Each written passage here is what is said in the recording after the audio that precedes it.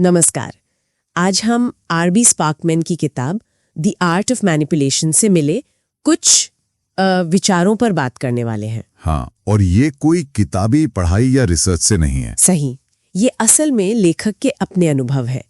धोखेबाजों, चालाक सेल्समैन, ऐसे लोगों के बीच रहकर सींचे हुए। बिल्कुल, कि कैसे कुछ लोग दूसरों पर असर डालते हैं। हमारा मकसद बस इन विचारों को समझना है। और शुरुआत एक थोड़ी चौंकाने वाली बात से होती है। कौन सी बात? कि दुनिया में सिर्फ 5% लोग ही बाकी 95% को कंट्रोल करते हैं। 5% बनाम 95%, ये तो काफी बड़ा दावा है ना? चलिए इसी को खोलकर समझते हैं कि इसके पीछे क्या लॉजिक दिया गया है। तो सवाल यही है कि ये 5% लोग आखिर है कौन? मतलब क्या चीज उन्हें अलग बनाती है? किताब का जो मेन तर्क है वो ये कि ये वो लोग हैं जो इंसानी दिमाग, इंसानी बर्ताव को बहुत गहराई से समझते हैं। अच्छा। लेखक ने ये बातें सीखी, जैसे आपने कहा, हडी जैसे किरदारों से। हाँ, हडी जो शराबी था पर लोगों के मन को पढ़ने में उस्ताद था। बिल्कुल। इन स्रोतों के हिसाब से ऐसे मैनिपुलेटर की जो सोच होती है ना, वो इंसानी फितरत की समझ पर टिकी होती है। उन्हें पता होता है कब बोलना है, कब चुप रहना है, और सबसे जरूरी ये कैसे जताना है कि भाई सामने वाले को उनकी जरूरत है। अच्छा, मतलब उन्हें सामने वाले की नहीं। हाँ, उन्हें नहीं। यही सोच उन्हें उन 95% से अलग करती है जो बस इमोशनली रिएक्ट करते हैं। उनका सीधा उसूल है, मुझे तुम्हारी जरूरत नहीं, तुम्हें मेरी जरूरत है। दिलचस्प है। तो क्या ऐसे लोगों को पहचानने के कुछ तरीके भी बताए हैं किताब में? हाँ, बिल्कुल। जैसे वो हड्डी वाला उदाहरण था, वो जरूरत से ज्यादा भरोसा दिखाता था, तुम ही मेरे पक्के दोस्त हो। बिल्कुल सही। और फिर मौका देकर पैसे लिए और गायब। हाँ, यहाँ वो शेक्सपियर की लाइन याद आती है, मी thinks thou dost protest too much। बिल्कुल सही। जो जरूरत से ज्यादा ईमानदारी दिखाए, दोस्ती का दम भरे, उस पर शक करना चाहिए। और क्या संकेत बताए हैं? और भी हैं, जैसे दूसरों के बारे में बड़ी आसानी से झूठ बोल देना, अपने पुराने शानदार दिनों की डींगे हाँकना, चाहे वो सच हो या ना हो, या फिर छोटी छोटी बातों पर बहुत ज्यादा नाटकीय तरीके से रिएक्ट करना। अच्छा। हंडी की एक और तरकीब थी परखने की। वो अपनी सुनाई कहानी के शब्द याद रखता था। क्या मतलब? मतलब अगर आप उससे वही कहानी दोबारा पूछें, हाँ, और शब्द बदल जाएं, तो समझ जाओ कि कुछ गड़बड़ है, दाल में कुछ काला है। हाँ, ये तो बड़े काम के तरीके लग रहे हैं सच्चाई परखने के। बिल्कुल। ये तो हुई पहचानने की बात, लेकिन इमोशनली कंट्रोल करने के तरीकों का क्या? स्रोत में एक इंटरमिटेंट रीइंफोर्समेंट का जिक्र है। ये क्या चीज है? हाँ, इंटरमिटेंट रीइंफोर्समेंट, ये सुनने में थोड़ा टेक्निकल है, पर इसका असर बहुत गहरा होता है। मतलब कभी हाँ कभी ना वाला रवैया। अच्छा, उदाहरण? इसे समझाने के लिए एक क्लासिक साइकोलॉजी एक्सपेरिमेंट का उदाहरण दिया है। सोचिए एक कबूतर है। ठीक है। वो एक बटन दबाता है, उसे कभी इनाम मिलता है, मतलब खाना, कभी नहीं मिलता। नतीजा, वो कबूतर और भी ज्यादा जुनून से बटन दबाता रहता है, उस अनिश्चित इनाम की उम्मीद में। ओह अच्छा। तो ये रिश्तों पर कैसे लागू होता है? ऐसे ही किताब में बिल का उदाहरण है, जो अपनी प्रेमिका पर कभी तो बहुत प्यार लुटाता था और कभी उसे पूरी तरह से इग्नोर कर देता था। ये जो है ना, कभी ध्यान देना और कभी एकदम से खींच लेना, ये सामने वाले में एक तरह की इमोशनल लत पैदा कर सकता है। लत? हाँ बिल्कुल। इसके 2 स्टेप्स बताएं। पहले खूब तवज्जो दो, तारीफ करो, प्यार दो, फिर अचानक सब बंद कर दो। लेकिन ये काम कब करेगा? ये तभी काम करता है जब सामने वाला उस चीज को वो ध्यान हो, तारीफ हो, प्यार हो, उसे सच में कीमती मानता हो। समझ गई। अच्छा, एक और तरीका बताया गया है प्रभाव डालने का, पक्षपात यानी फेवरेटिज्म का इस्तेमाल। हाँ, फेवरेटिज्म।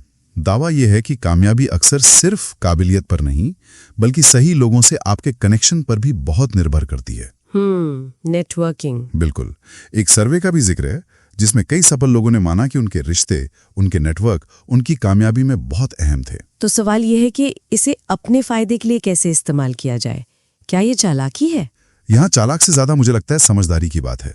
सच्ची मुस्कान। सच्ची? हाँ, बनावटी नहीं।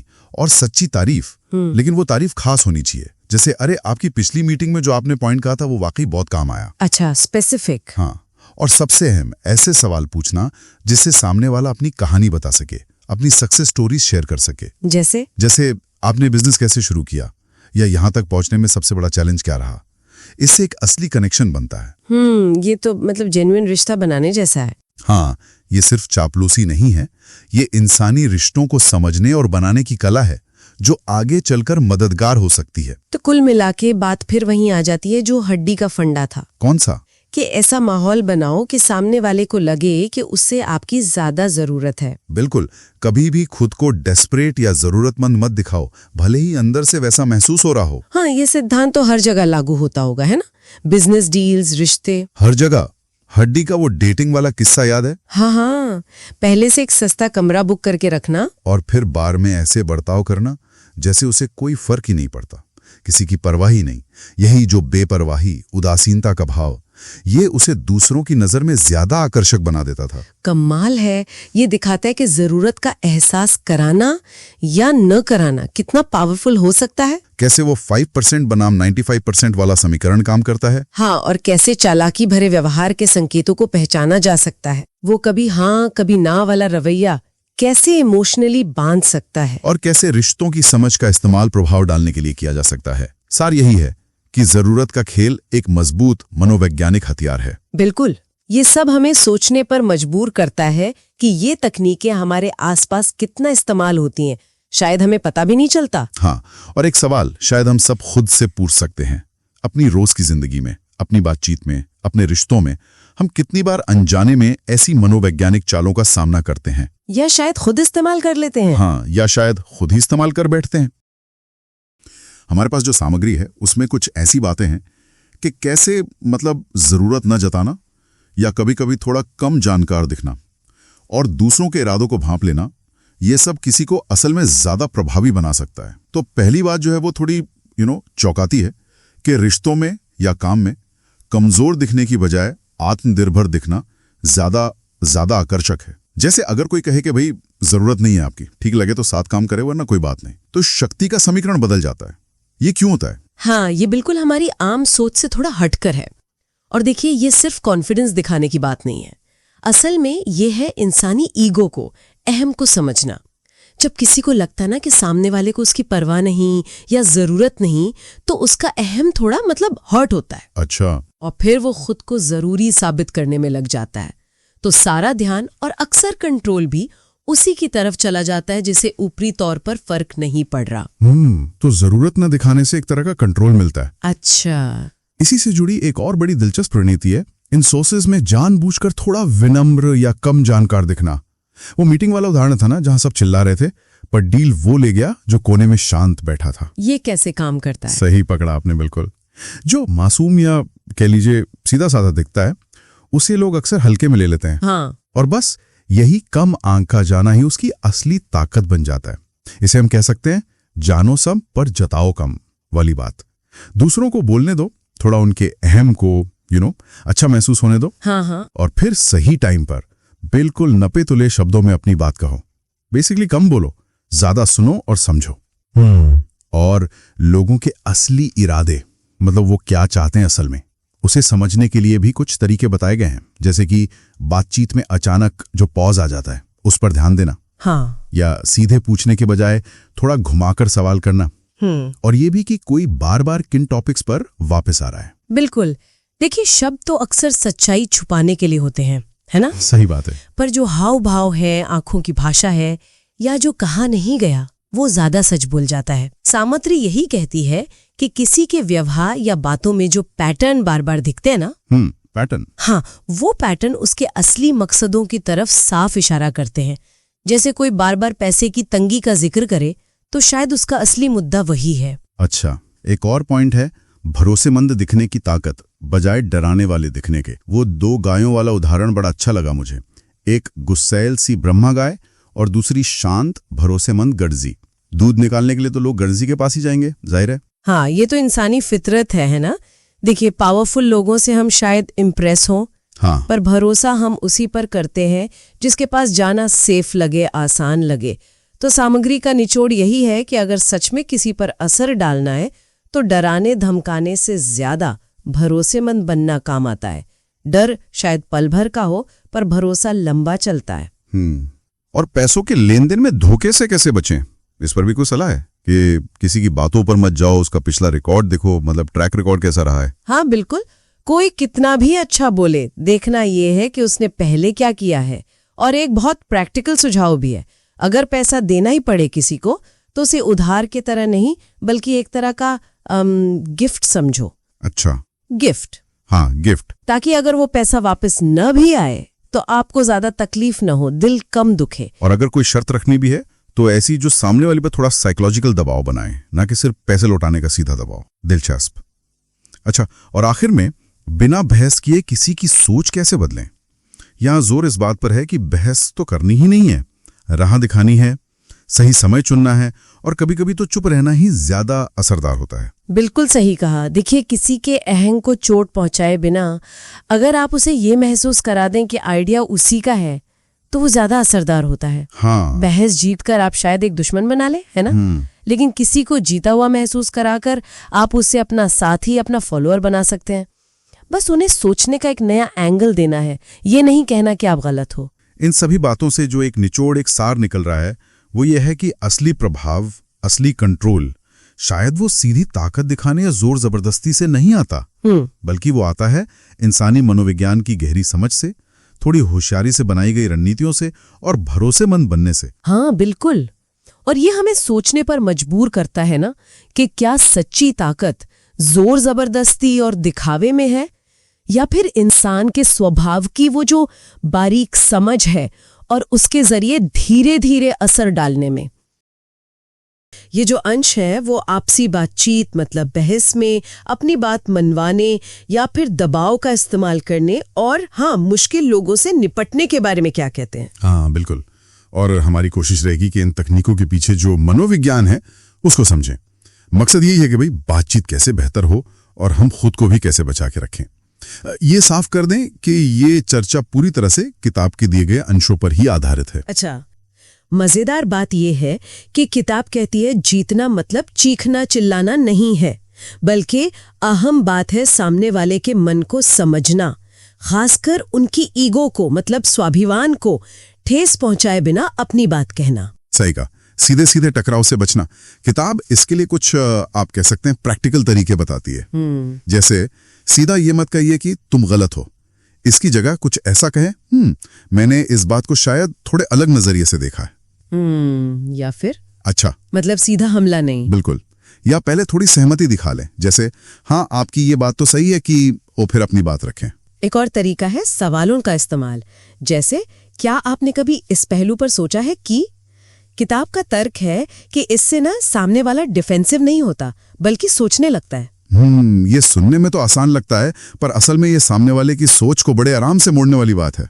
अच्छा, अब आते हैं अगले पॉइंट पर, अपनी बात मनवाना, वो भी बिना बहस किए। किताब में एक शब्द है अनआर्ग्यू। ये क्या चीज है, जरा समझाएंगे? हाँ, ये अनआर्ग्यू बड़ा रोचक कॉन्सेप्ट है। इसका सीधा मतलब है बिना आर्ग्यू किए ही अपनी बात पर ले आना। सार यह है कि आप ऐसा माहौल बनाएं कि सामने वाले को लगे कि जो आइडिया आप दे रहे हैं वो असल में उनका अपना ही है। अच्छा, ये कैसे मुमकिन है? मतलब आइडिया तो हमारा है। देखिए, ये उनकी सोच को काटने के बजाय उसे मोड़ने जैसा है। उनकी जो मौजूदा सोच है ना, उसी का इस्तेमाल करके। जैसे किताब में एक उदाहरण है, मान लीजिए कोई कहता है, अरे मुझे किसी मोटिवेशन की जरूरत नहीं। हाँ, कई लोग होते हैं ऐसे। तो आप जवाब दे सकते हैं, बिल्कुल सही कहा आपने, शायद इसलिए आप इतने कामयाब हैं। पर क्या आपने कभी सोचा है कि यही खूबी, यही स्पिरिट आप दूसरों में कैसे जगा सकते हैं? देखा, आपने उनकी बात काटी नहीं, बल्कि उसी को इस्तेमाल करके अपनी बात की तरफ ले आए। वाह, ये तो कमाल का तरीका है। मतलब उनकी हाँ में हाँ मिलाते हुए अपनी नाव खेल लेना। कुछ वैसा ही। और इसी से जुड़ी एक और तकनीक है यस सेट, मतलब हाँ की एक लय बनाना। हाँ। पहले कुछ छोटी छोटी आसान बातों पर उनसे हाँ बुलवा लीजिए जिन पर वो सहमत होंगे ही, और फिर जब वो हाँ कहने के फ्लो में आ जाएं, तब अपनी मुख्य बात रखिए। संभावना बढ़ जाती है कि वो उस पर भी हाँ कह दे। सही है, सही है, मतलब माहौल बनाना एक तरह से। लेकिन मान लीजिए सिर्फ बातों से काम ना चले, दबाव बनाने की नौबत आ जाए तो किताब इस बारे में क्या कहती है? वो स्पार्कमैन वाला उदाहरण था ना, जिसने ज्यादा दबाव डाला और ग्राहक खो दिया। हाँ, किताब इस पर साफ चेतावनी देती है। कहती है कि जरूरत से ज्यादा दबाव, ज्यादा जोर जबरदस्ती अक्सर उल्टी पड़ती है। लोग खिंच जाते हैं, पीछे हट जाते हैं। सुझाव यह है कि दबाव नहीं बल्कि संभावना दिखाइए, चॉइस दीजिए। संभावना जैसे ये कहना कि अगर आप चाहें तो हम इस पर आज ही काम शुरू कर सकते हैं, या एक विकल्प ये भी है। इससे क्या होता है कि कंट्रोल सामने वाले के हाथ में लगता है, उन्हें लगता है फैसला उनका है। हाँ, ये बात तो है किसी को ये पसंद नहीं कि उस पर हुक्म चलाया जाए। बिल्कुल। और किताब एक और बात कहती है कि हल्का दबाव, जिसे वो जेंटल प्रेशर कहती है, वो तब ज्यादा कारगर हो सकता है जब इंसान इमोशनल हो, तर्क से ना सोच रहा हो। बस ध्यान रखना है कि वो दबाव बहुत हल्का हो, प्यार से हो। अच्छा, मतलब नपातुला दबाव, और वो भी सही समय पर। ये तो काफी बारीक काम है, पर दुनिया हमेशा सीधी नहीं चलती। क्या हो अगर कोई हमारे साथ ही गलत तरीके अपना रहा हो, चालाकी कर रहा हो? किताब कहती है भोले मत बनो। इसका क्या मतलब है? बदला लेना? नहीं, बदला लेना नहीं। भोले न बनने का मतलब है होशियारी से अपनी रक्षा करना, बेवकूफ नहीं बनना। किताब इसके लिए भी कुछ रणनीतियां बताती है। पहला, सबूत जमा करना, जैसे स्पार्कमैन ने अपने पार्टनर्स के खिलाफ जानकारी इकट्ठा की थी। हाँ, वो तो जरूरी है। दूसरा, सीधे भिड़ने के बजाय इनडायरेक्ट तरीके अपनाना, मतलब सही लोगों तक अपनी बात पहुंचाना, जानकारी का फ्लो कंट्रोल करना, पर्दे के पीछे से काम करना। और तीसरा, हमेशा ये सोचना कि सामने वाला अगला कदम क्या उठा सकता है। यहां मकसद शोर मचाना या लड़ना नहीं, बल्कि चुपचाप स्मार्ट तरीके से अपनी पोजीशन मजबूत करना है। समझ गई। मतलब अपनी रक्षा जरूर करनी है, पर गरिमा और समझदारी के साथ, कीचड़ में नहीं उतरना है। अच्छा, और आखिर में एक और बड़ी उलझी हुई चीज होती है रिश्तों में, मदद और एहसान। किताब एक कड़वी सच्चाई बताती है कि लगातार की गई मदद को लोग फॉर ग्रांटेड ले लेते हैं, अपना हक समझने लगते हैं। जैसे स्पार्कमैन का वो दोस्त था जो एहसान मानने के बजाय उल्टा उसी पर चढ़ गया। बिल्कुल सही। और ये बहुत आम है। इसीलिए लेखक सलाह देते हैं कि जब मदद करें तो उसे एहसान की तरह जताएं, न कि बस एक गिफ्ट की तरह। मतलब ये एहसास दिलाएं कि आप ये कर रहे हैं क्योंकि वो व्यक्ति आपके लिए मायने रखता है या क्योंकि खास हालात हैं। लेकिन ये थोड़ा अजीब नहीं लगेगा, एहसान जताना मतलब गिनाना नहीं, पर ये साफ करना कि ये कोई रूटीन चीज नहीं है। जैसे ये कहना, मैं ये तुम्हारे लिए कर रहा हूं क्योंकि दोस्त हो। इससे मदद की एक वैल्यू बनी रहती है। और शुरू में ही सीमाएं तय करना भी बहुत जरूरी है। देखो, मैंने ये किया क्योंकि जरूरत थी, पर प्लीज ये उम्मीद मत करना कि ये रोज रोज हो पाएगा। हाँ, बाउंड्री सेट करना ये जरूरी है। बिल्कुल। और अपनी भावनाओं को भी व्यक्त करना। जैसे किताब में लिखा है, मैं रोबोट नहीं हूं, मुझे भी महसूस होता है। जब आप अपनी फीलिंग्स बताते हैं तो लोग आपकी कद्र करते हैं, आपका फायदा उठाने से हिचकिचाते हैं। सही कहा। मतलब साफ है, मदद जरूर करे, पर अपनी इज्जत और अपनी सीमाओं का ध्यान रखते हुए। तो कुल मिलाकर इस पूरी चर्चा का, इन अंशों का निचोड़ यही लगता है कि इंसानी मनोविज्ञान को समझना हमारी बातचीत, हमारे रिश्ते और यहाँ तक कि अपनी हिफाजत के लिए भी कितना जरूरी है। चालाकी का मतलब हमेशा धोखा देना नहीं होता, बल्कि समझदारी से, स्मार्ट तरीके से चीजों को हैंडल करना होता है। बिल्कुल सही कहा आपने। और एक बात पर किताब बहुत जोर देती है कि दूसरों को बदलने या उन पर असर डालने से पहले अपनी खुद की सोच, अपने रिएक्शंस को समझना कहीं ज्यादा जरूरी है। यहीं पर एक सवाल शायद हमारे सुनने वालों के लिए भी सोचने लायक है कि इन सारी तकनीकों को जानने के बाद हम अपनी रोजमर्रा की बातचीत और रिश्तों में वो सही बैलेंस कैसे बनाएं। मतलब हम असरदार भी रहें, पर अपनी ईमानदारी और सच्चाई को भी ना खोएं। ये एक बड़ा सवाल है।